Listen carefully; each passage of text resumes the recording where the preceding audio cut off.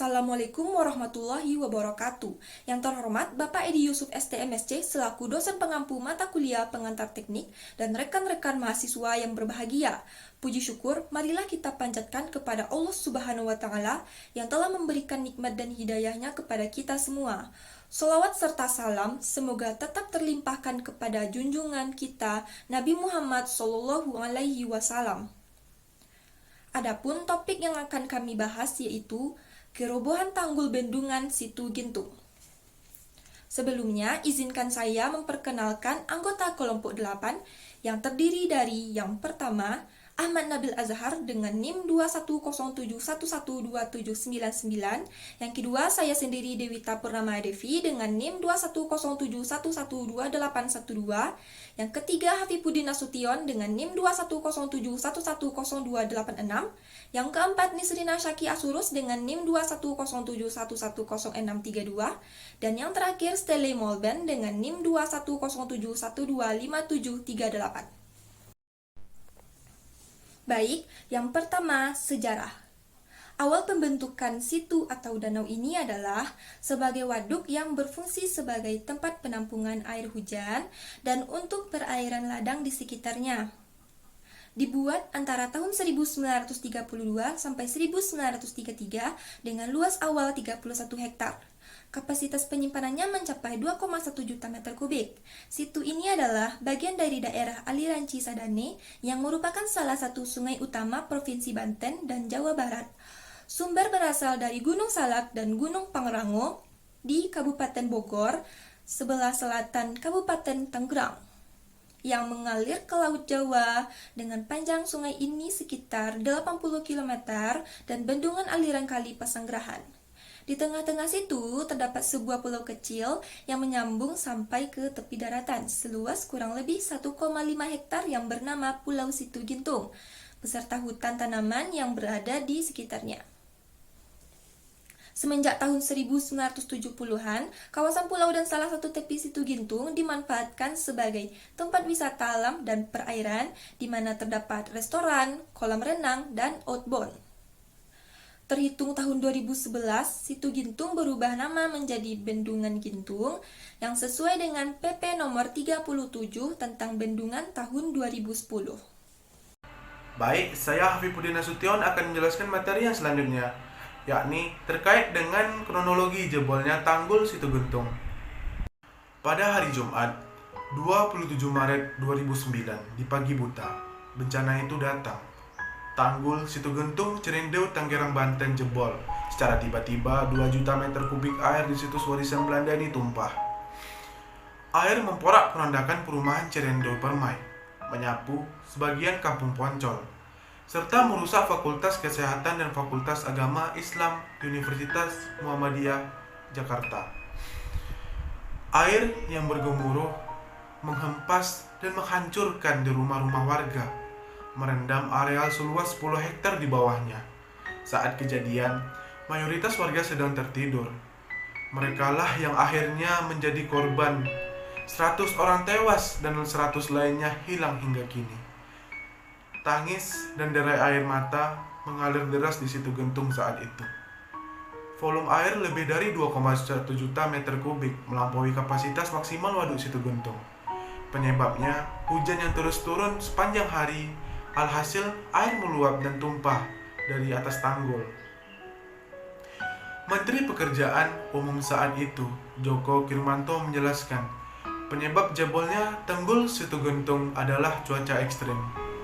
Hujan lebat di luar kebiasaan yang terjadi selama Kamis siang hingga malam menjadi pemicunya.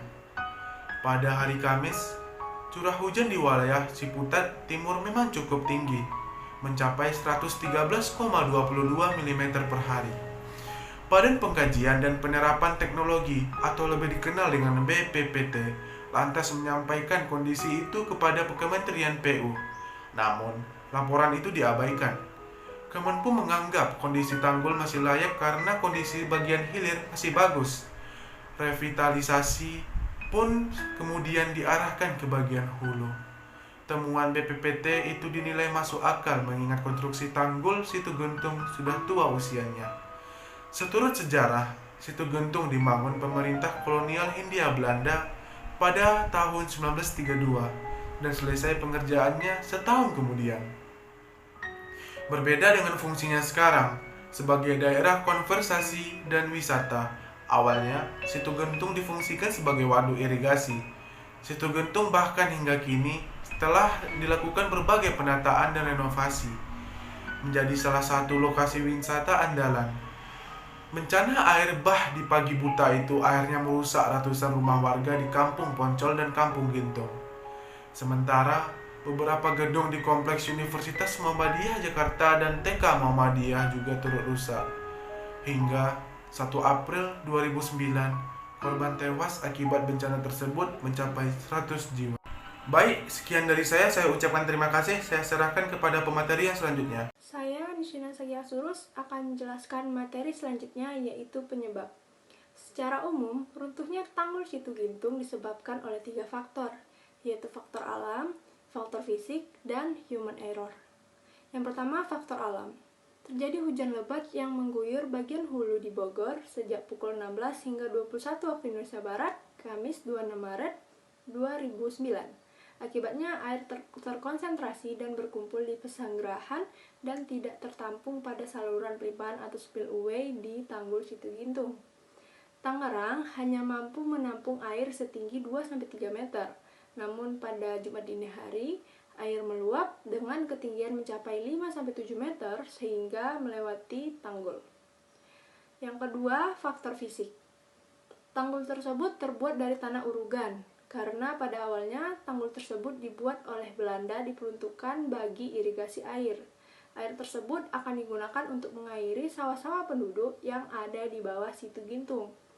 Namun, sekarang situ tersebut telah beralih fungsi menjadi daerah konservasi air.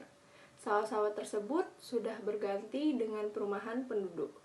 Karena tanggul tersebut dibuat dari tanah uruk, maka debit air yang melimpah sampai ke permukaan tanggul akan meresap dalam tanah uruk tadi dan membuat tanah uruk tersebut menjadi jenuh air sehingga tanah menjadi gembur dan tahan geser berkurang.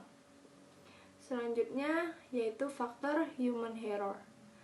Pada tahun 2006 sampai 2007 terjadi beberapa kali retakan pada badan tanggul Situ Gintung. Akan tetapi tidak ada tindakan berarti yang dilakukan. Curah hujan yang meningkat seharusnya bisa memperingatkan pemerintah setempat akan bahaya retakan dinding tanggul Situ Gintung tersebut.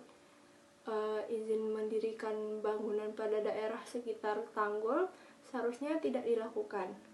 Selain itu, masyarakat yang sudah terlanjur menempati daerah rawan tersebut harus diberikan sosialisasi tentang bahaya yang terjadi jika tanggul jebol, sehingga korban jiwa dapat diminimalisir. Dampak. Pada saat hujan deras tersebut, air mampu membuat jebol tanggul itu, serta menghancurkan rumah-rumah warga serta merendam area 10 hektar di bawahnya. Mayoritas warga saat itu sedang tidur lelap. Waktu kejadian sekitar pukul 2, hujan memang tengah deras-derasnya di sekitar Kampung Gintung, Cireundew, Tangerang. Beberapa rumah yang terletak di sekitar tanggul itu hancur diterjang air. Kerugian yang didapatkan karena tragedi ini diantaranya: pertama, lebih dari 500 rumah terendam. 2. 150 rumah hancur. 3. 7 rumah hanyut. 4. TK dan Universitas Muhammadiyah Jakarta rusak. 5. 100 orang tewas. Dan terakhir 500 orang mengungsi. Baiklah, saya akan melanjutkan materi yaitu tentang penanggulangan terhadap tanggul Situ Gintung. Yang pertama ialah penanganan jangka panjang. Situ Gintung merupakan kawasan resapan air yang sangat penting keberadaannya dalam menahan debit air limpasan yang berlebih. Akibat pertumbuhan penduduk dan pembangunan yang pesat menyebabkan perubahan tata guna lahan yang awalnya hutan atau lahan terbuka menjadi areal pemukiman dan kampus. Dampak dari hal tersebut ialah meningkatnya aliran permukaan langsung dan menurunnya daya resap air ke dalam tanah, sehingga untuk mengurangi jumlah aliran permukaan surface runoff dengan cara memaksimalkan penyerapan air ke dalam tanah dan kolam-kolam tampungan air situ, danau, kolam buatan, dan lain-lain. Yang kedua, penanganan jangka pendek. Penanganan jangka pendek terbagi dua, yaitu humanity dan construction. Yang pertama dari sisi manusia, trauma pada korban selamat yang memiliki pengalaman langsung dan menyaksikan kejadian yang mengancam kematian, dibutuhkan terapi psikis dan terapi obat dalam hal mengurangi trauma pada korban yang selamat. Dari sisi fisik, konstruksi, khususnya penanganan tanggul situ gintung, maka ada beberapa hal yang dapat dilakukan, yaitu pembuatan drainase untuk menyalurkan air yang tumpah dari situ gintung ke sungai Pesanggarahan, dan juga memperbaiki pintu air agar bisa berfungsi dengan baik. Yang ketiga yaitu sumur resapan. Sumur resapan merupakan sumur yang dirancang dengan dimensi tertentu yang berfungsi untuk mengurangi jumlah aliran air permukaan yang diakibatkan oleh hujan. Secara teoritis, fungsi sumur resapan jika dikelola dengan baik adalah sebagai berikut. Sebagai salah satu konservasi air sistem resapan, mereduksi jaringan drainase, memperkecil probabilitas banjir daerah hilir, mempertahankan tinggi muka air tanah, mencegah penurunan kawasan land subsidence, memperdayakan masyarakat dalam pembangunan, dan yang terakhir, membudidayakan pola pikir dan pelestarian kemampuan lingkungan. Yang keempat yaitu manajemen pemukiman penduduk. Pemukiman penduduk yang diperbolehkan sesuai dengan aturan tata ruang adalah 50 meter hingga 100 meter dari badan bendung. Akan tetapi yang terjadi di lapangan ialah masyarakat mendirikan rumah di bibir tanggul, bahkan di badan tanggul. Selain itu, masyarakat juga melakukan pengerukan terhadap badan tanggul di bagian kiri sehingga mengakibatkan tanggul kehilangan kestabilannya. Demikian, sekian dari penjelasan saya. Saya kembalikan kepada moderator. Kesimpulan, dibutuhkan sebuah rencana penanganan bencana situ gintung yang dibuat berdasarkan berbagai sudut pandang secara terpadu, sehingga dapat dijadikan acuan bagi pemerintah daerah dalam melakukan penyusunan rencana tata ruang wilayah yang berbasis mitigasi bencana. Sumur resapan dibuat di daerah hulu sungai Pesanggerahan dan sekitarnya sebagai penahan laju air limpasan berlebih yang masuk ke situ gintung. Untuk memperkuat tanggul, maka dapat dilakukan grouting pada tanggul yang terbuat dari tanah urukan tersebut. Baik, sekian video presentasi dari kami. Kami dari kelompok 8 mengucapkan terima kasih telah menonton video ini dan mohon maaf jika ada kesalahan. Wabillahi taufiq wal hidayah. Wassalamualaikum warahmatullahi wabarakatuh.